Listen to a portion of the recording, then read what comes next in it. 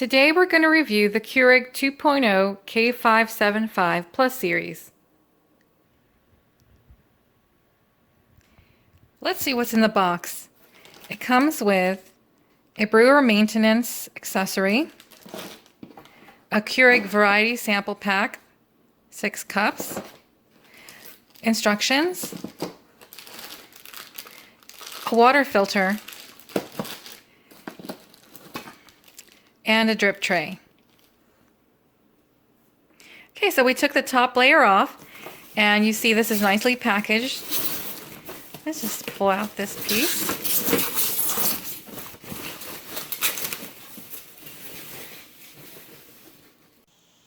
So now that we have the Keurig out, let's take the packaging tape off. And this little piece we can discard. If you don't have filtered water, you can actually use this filter that it comes with. This machine comes with 2 filters, and this is the holder for it. So you just want to pop the bottom off and rinse the mesh and this piece as well. And this is the actual filter. You want to put this in water for about 5 minutes.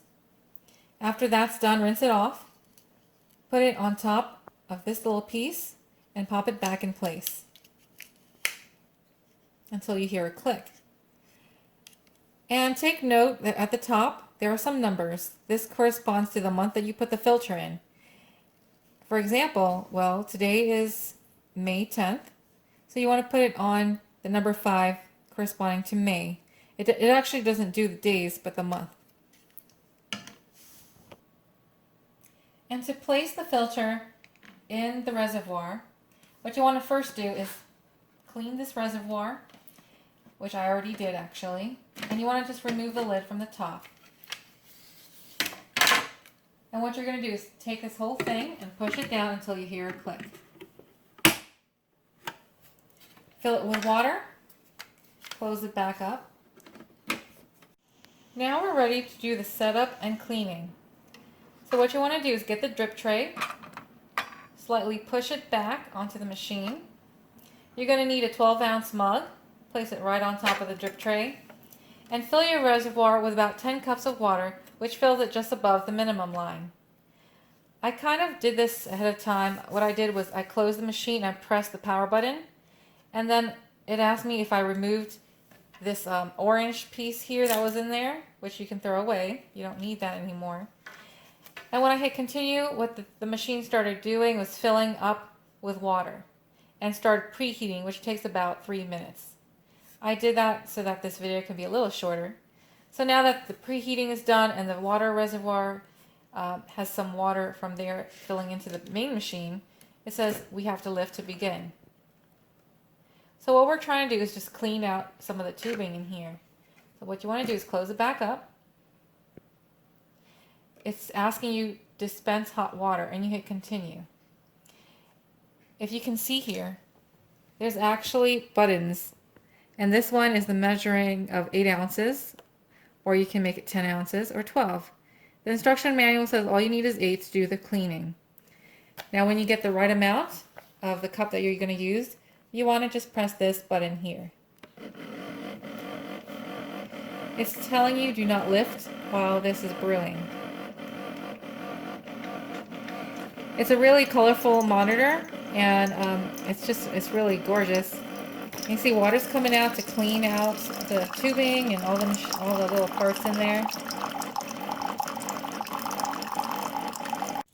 Now that the machine has stopped brewing the water, make sure you dispose of the water from that 12-ounce mug. And now you're ready to brew your own favorite cup of Keurig K-Cups. So this comes with a Keurig variety sampler. It comes with Green Mountain Coffee Breakfast Blend, Barista Prima Coffee House Italian Roast.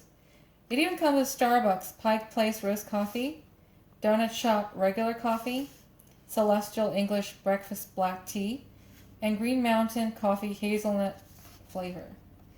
Alright, so now we're going to just put this K-Cup in the machine. You just pop it right in there and push. Close it back up. And it gives you the option of the cup sizes again. And I'm going to put 10 ounces. You can also make it really strong. I think I'll do that. and then just press the button.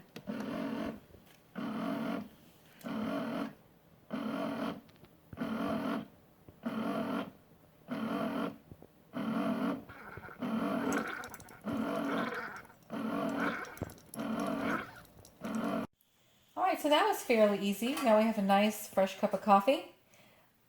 Now one great thing about this machine is that you can get instant hot water.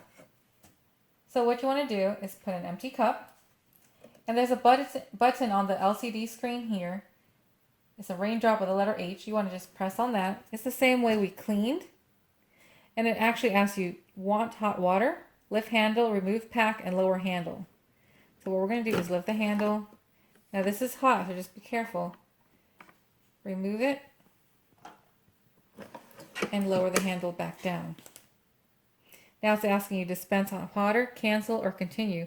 And what you want to do is hit continue, and in no time you'll have a cup of hot water. And after every cup, the machine has to reheat, and it's actually going to say reheating, and then once that's done, you can start another cup. Alright, let's explore the menu button. So what you want to do is press the letter I up here, and then the menu settings show up. You have languages. There's 3 languages: English, Spanish, and French. Remember, hit save every time you make a change. You can also change your clock. You can change your time, AM, PM, and hit save when you want to. And there's even an auto on and off, so the machine will turn off at the time that you want it and turn on when the time you want it. Or you can do the energy saver just by hitting enable and save. It also has a preferred brew setting. You can actually set the number 2 setting as strong, and you're using a 16-ounce cup. Okay, remember to hit save whenever you want to save that. There's also a Reservoir Light. The light in the reservoir will actually turn white, green, blue, or red according to what you're pressing. It's really pretty at nighttime. You can also change the wallpaper of the LCD screen. I think I'll keep mine maybe this color and hit save. There's a cool function called the Nightlight. You can program it to turn on or to turn off and choose the color Nightlight you'd like. You can also increase, decrease the temperature.